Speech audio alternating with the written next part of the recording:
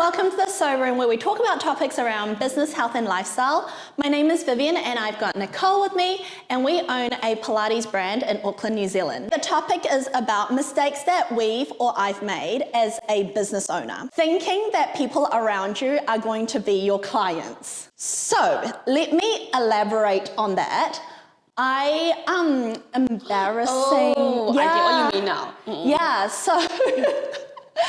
so what I mean is because you know that I've done business since youngish, like early 20s. This is not your first rodeo. This isn't, yeah. And so for a very long time, embarrassingly, for a very long time, I only realized this probably a few years ago, is that people around you are not going to be your clients. So stop trying. Yeah. Because if you think about it, all our most loyal, the best clients, highest spenders, are people that we don't know. And yeah, your friends, people around you will come support you, and it's very nice, it's great, but they will not be your long-term clients. And I think sometimes when we're very excited about... you tell everyone about it. Yeah, I'm very excited about your project, you really believe in your product, and it's great. But you have to understand that, because, for example, like Pilates, like a lot of people around me, my closest friends, and I know they love me, but they don't love Pilates, and that's okay. And so you don't have that expectation of them and like to become your clients. I think it's also a bit weird. Like, I feel like for them, they feel weird too to be your client. I don't know why. I just feel like that degree of separation, it's actually helpful that, like they rather go to like a different Pilates studio because they feel like, I don't know that owner. And it's so there's no weird. expectation there. Yeah, and I think it's actually better because then you don't have that pressure of like having to impress them or give them a discount. Give them a special discount. Yeah, so that is something that I've come to realize, and I almost feel like it's better that people, that unless they want to, doors is welcome. To come. Door is open, but I feel like it's almost better when they're like it will coming. never stick, because they're not coming for the right reason. It's almost like an obligation for them. So then it will never stick because they feel like, I have to go support you, but they're not supporting you because they want to support you. I mean, wait, hang on, let me rephrase that. They want to support you, but they don't want to support you the way you want them to support you, which is coming to your studio and supporting your business in that way. So that is something that I've learned. Mistakes I've made as a business owner. Desperate hiring. Okay.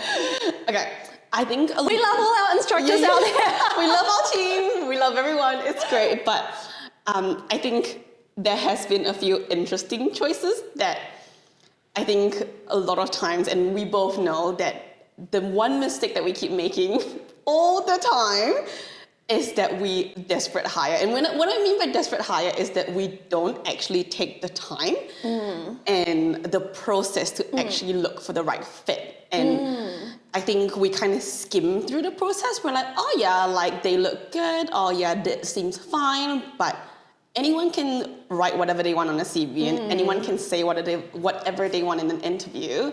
But when push comes to shove, it actually doesn't resonate, And I think a lot of it is us being really gullible and believing the best out of everyone and taking everything in face value. When they say like, I can do this, I will do this, and we're like, okay, I believe you because when we said we will do it and we actually mean it. And I think a lot of it is projecting our own ethics and values on other people and expecting them to follow through. It's almost like it's not... I also feel like, when we talk about mistakes, it's also a better word is probably like a learning curve. It's a learning curve, because exactly. I feel like we're getting better at hiring people. So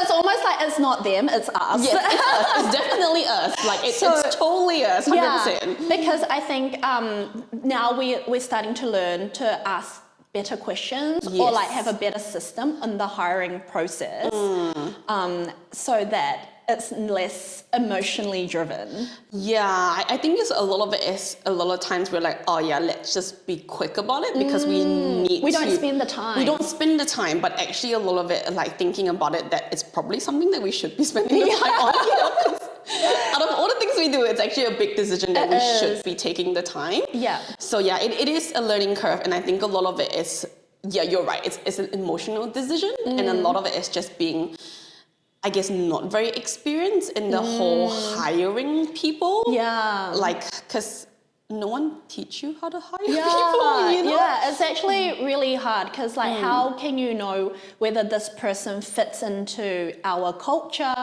into our team culture, into what we believe in just based on that like 10 minutes, 15 minutes chat. And everyone can always say the right thing. And I think a lot of the learnings also learning how to read between the lines. So getting like a CV and getting a cover letter and then having the interview and seeing if all the information makes sense. Yeah, is it realistic? And I think that's a big learning curve to learn because everyone can always say like the best thing that you want to hear because they know that's what you want to hear. Yeah. It's like dating. we just need to like date around more. Yeah, it's like speed dating. Speed dating, yeah. We're not good at dating. No, we're not. We're so bad. Yeah. That's my point. Okay. Yes. Next, mistakes I've made as a business owner is really similar to your one. Oh, no. But making decisions that are emotionally driven as opposed to basing it on facts and data. Okay, because if people who know me knows I hate I'm not very good with numbers, charts and statistics. I'm a true artist.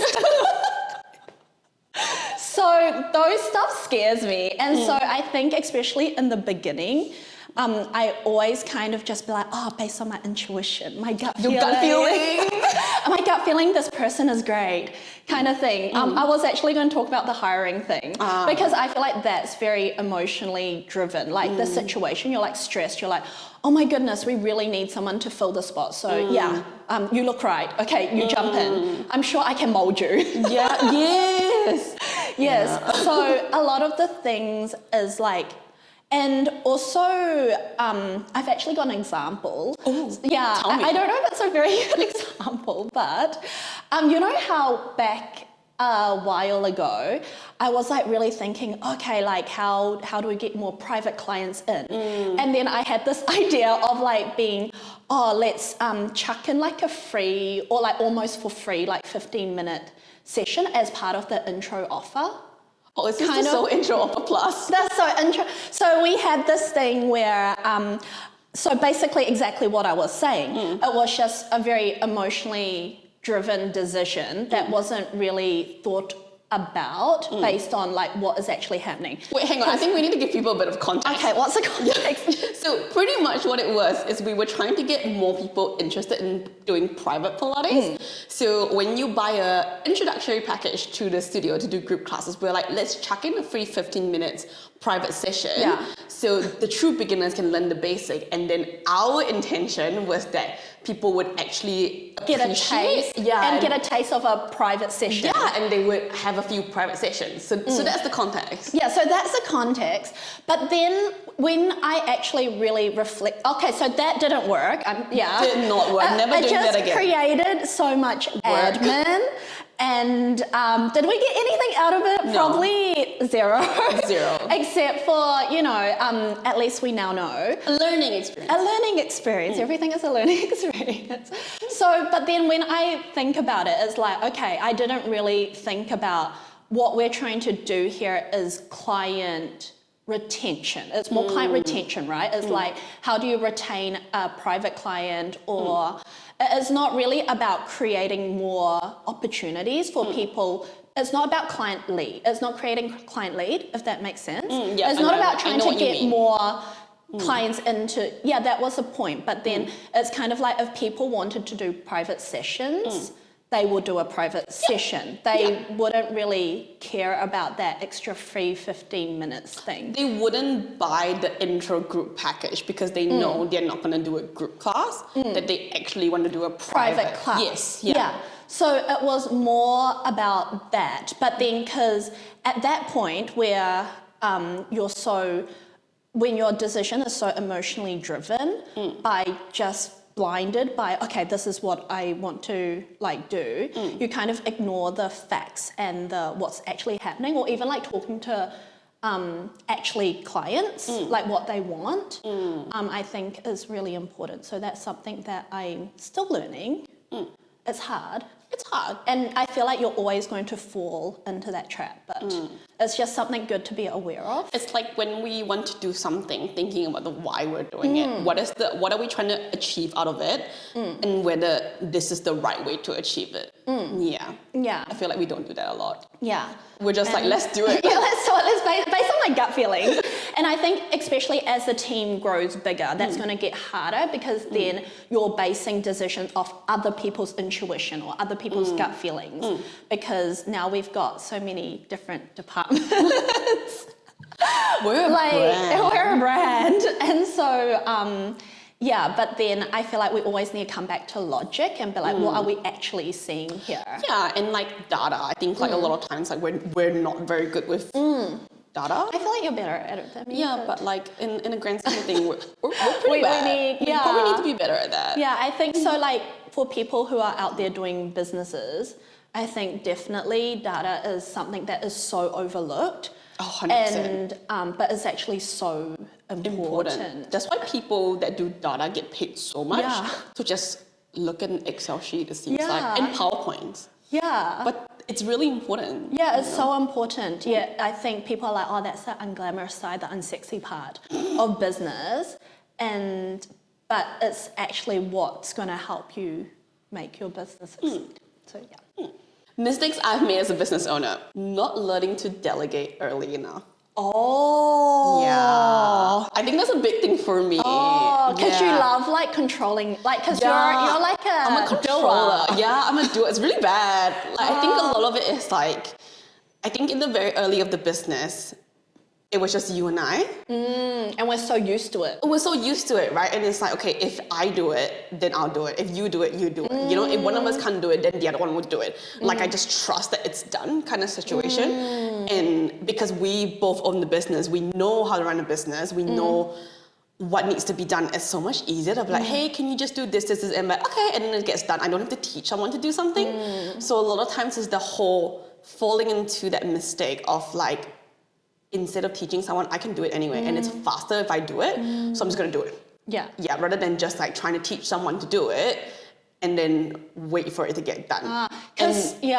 Because your personality is so efficient that you're just like, like you said, you're like the job just needs to be done, right? It doesn't matter whether I'm doing it or someone else doing it, but I can do it faster, so I'm gonna do it. Yeah, I feel like a lot of business owners or like people who are high performers have that personality, so it's really hard for them to let go. Yeah, and to it's really bad. Yeah, but in the long term, it's really important, right? Yeah, I think I went through the whole thing like I think last year.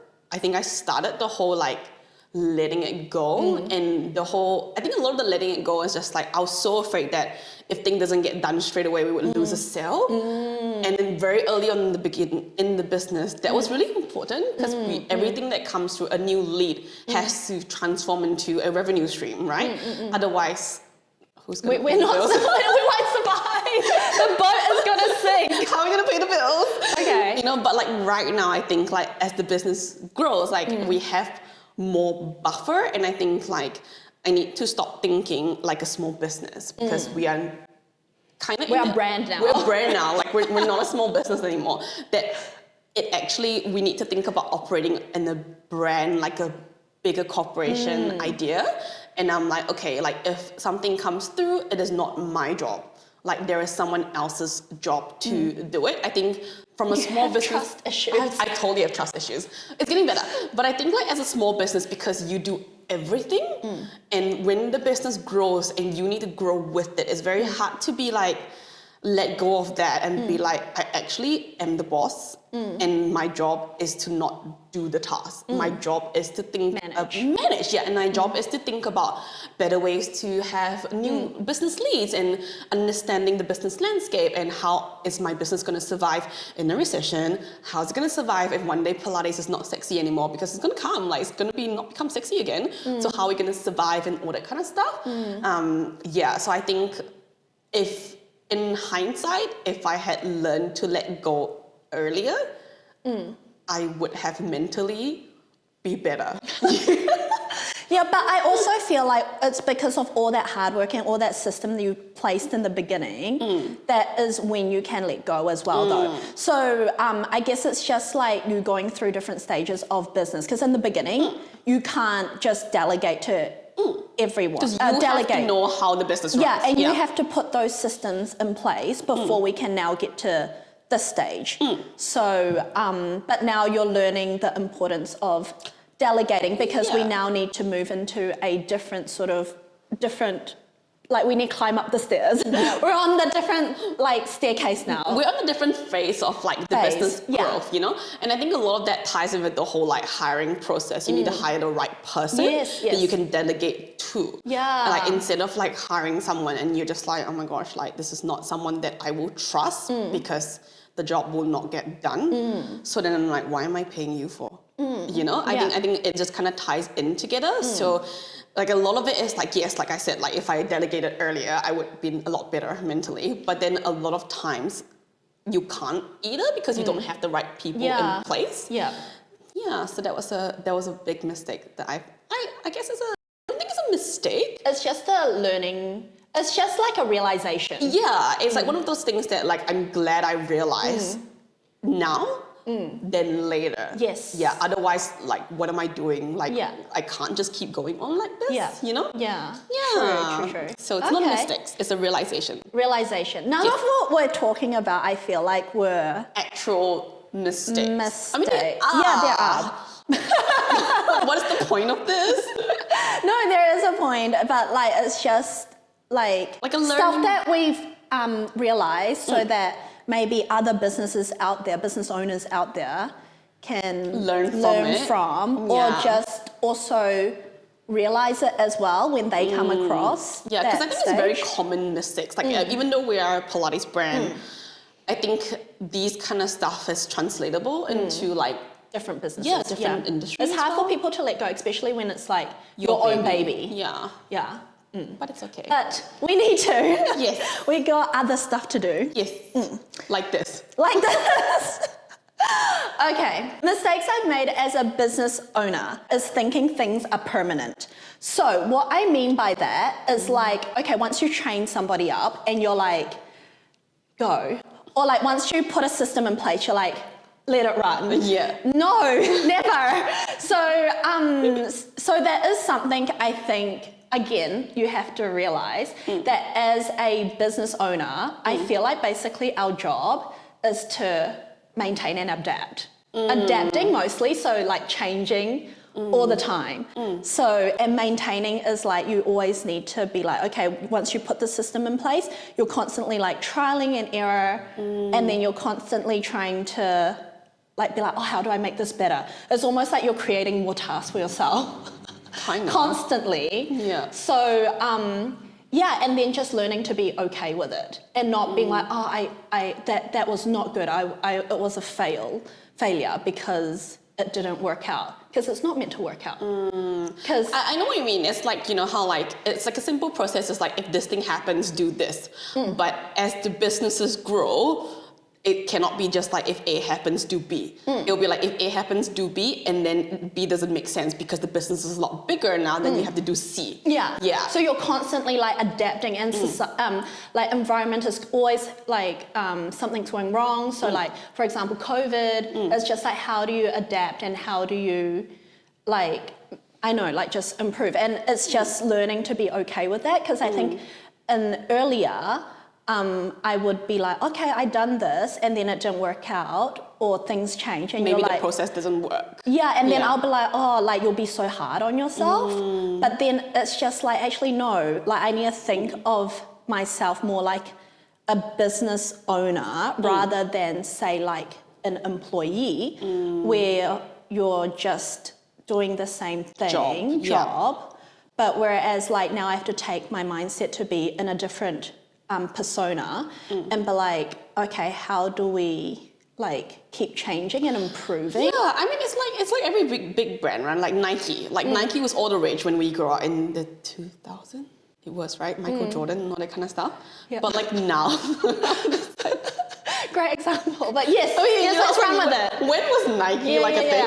Yeah, like 2000s. But like now, it's kind of like there's other brands out there. Yeah, like Nike's not that cool anymore, and like let's just don't sue us. Right? Do you know what I mean? Like back then, it was like all the rage. Like everyone wants to. So then, as a brand, you have to grow with the environment. You cannot just be like, I am Nike. I'm cool. I'm the hit. I'm just gonna stay like this the entire time. And and then just knowing that is your job. That is your job description as a business owner. Is that even a job description as a business owner? Is that even a thing? Yeah. Well, that's what you're meant to be doing. So that is something that I've learned. Is that a mistake? Yeah, a little bit of a mistake. Like to think, like, you know, everything is going to be great all the time. Yeah. You're like, that was a brilliant idea. Why is it not working out? I think it's the whole like spending the time and effort to do something and thinking that will solve your problem and you don't have to worry about it anymore.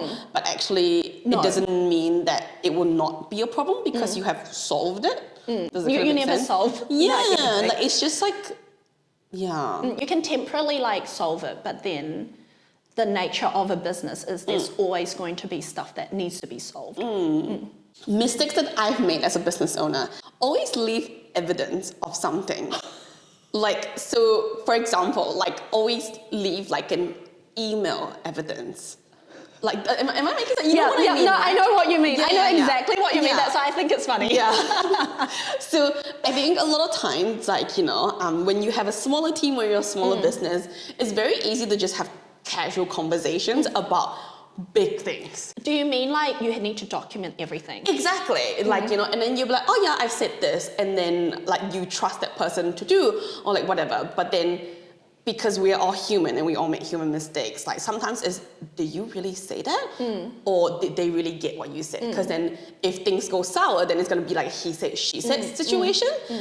So I think it's a good, well, I mean, it's definitely a mistake. I've made that mistake already, quite a few times actually. But I think it's one of those things like a realization that now like, okay, like you can have an in-person conversation, but then if it comes to bigger decisions, it's always good to follow up with an email or through whatever secure platform that you're on that will have history of whatever you've said. Yeah, because I think for both of us, because we're so busy all the time and things happen, so many things happen around us and we're constantly managing different people and different projects. I think a lot of times, I don't know whether it's in the figment of my imagination that I've done it or I actually have done it. You know, and that creates confusion and that creates miscommunication. Because I thought I did it, but did actually, that wasn't your dream. I don't know if I did it actually. And it just ran through it in your imagination and you're like, I told you though. But then they're like, no, you didn't. But I'm like, I did. And then it becomes like he said, she said, and people can get unhappy because then it almost becomes like you're accusing them of not performing something that actually you didn't tell and you start them questioning yourself. You're like, wait, did I actually? No, that happens all the time. So I think like, I think that's like a good realization now. Like I think it's something that I learned like, well, actually I learned it from my husband really. So because we both did not go to corporate, we did not work in corporate, and I think it's a very corporate thing to do. To be like, as discussed. And as per my email, following our conversation, and I think that's a really good habit that I feel like businesses should adapt, especially if you don't have corporate background. Because so some people go from corporate and then they start their own business, and this will not be an issue for you, or I hope it's not going to be an issue for you, but for people like us that didn't have corporate background, no one taught you to do this. We just don't have that habit of doing it. But even with people with corporate backgrounds, I think like because when you're running a business, like you said, like things get so busy and it's so fast paced that sometimes you're just like, okay, I delegated this task and I kind of expect you to just do it because it's so time consuming to just be like, okay, I have to then go back to my office, especially because we're like teaching instructors, we're not constantly on our desk, to then be like, oh, I have to send an email, like, later on. And so, but then it's worth it. It takes, it's definitely worth it. It is worth it. And It is also, so worth it. on that point, also, I think not just documenting discussions, but also documenting what you've done, like being like, oh, okay, today, for example, like writing SOPs and stuff like that, I feel like that's really important as well. From the beginning. Yeah, so leaving like a trail of what you have done kind of thing. So then when It's like writing a book. like so when shit happens, you'll be like, oh, like there is something to refer on.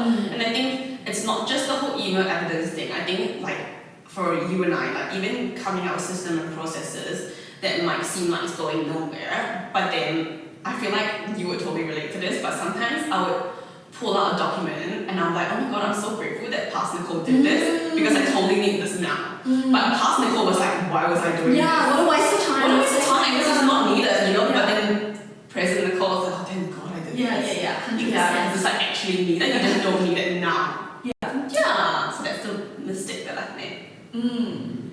So those are our little sharing, and you will hear us throughout the conversation that we keep saying that there are mistakes, but like we keep saying, oh, realization, learning curve, which is true. So I think everything we've done so far is something that you can learn from, and then just don't be too hard on yourself, you know, like. Yeah, I think a little bit is like, it's a mistake. It's always going to be a mistake, but what are you going to do about it? Like you can let it affect your day and sit on it, or you can just be like, okay, well, damn it. Document it, and next time don't do it. Reflect on it and never make the mistake again. Hopefully today's episode have given you some insight on what it's like being a business owners, and you're definitely going to be going through some learning curves and realizations, which is great. So if you've enjoyed this episode, please like and subscribe, and we've got more topics to talk about for the next one.